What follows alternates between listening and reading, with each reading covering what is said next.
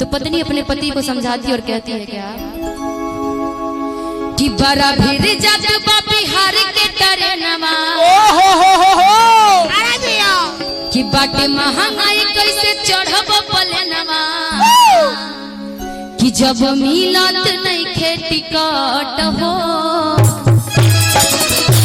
कि जब मिलत नहीं खे टिकट हो।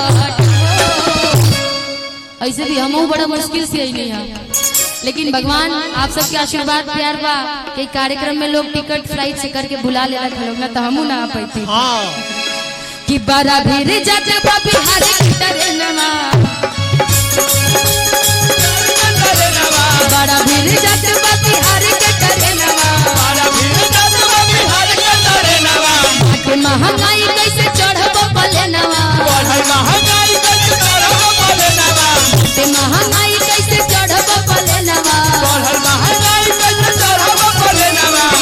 जब मिलत नहीं खे टिकट हो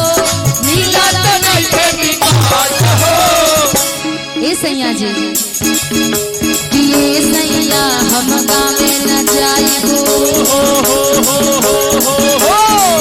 सैया हम गावे न जाइबो दिल्ली करब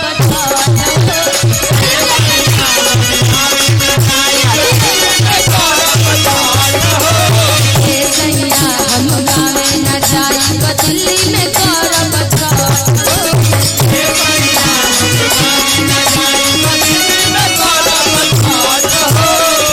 भीड़ जात बा बिहार के टरेनवा महंगाई कैसे चढ़ब पलेनवा भीड़ जात बा बिहार के टरेनवा महंगाई कैसे चढ़ब पलेनवा मिलत नहीं खे टिकट हो मिलत नहीं खे टिकट हो ये सैया हम गावे न जाइबो ए सैया हम गावे न जाइबो बापुर में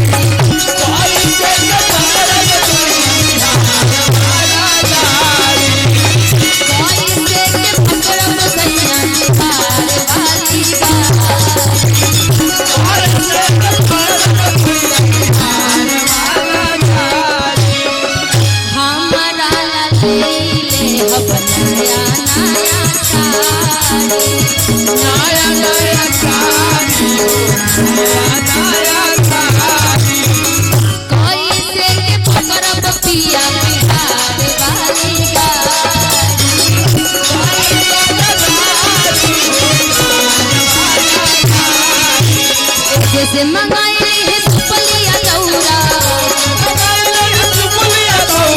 जैसे मंगाई है सुपलिया दौरा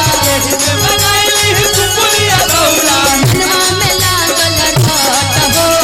मनवा में लागल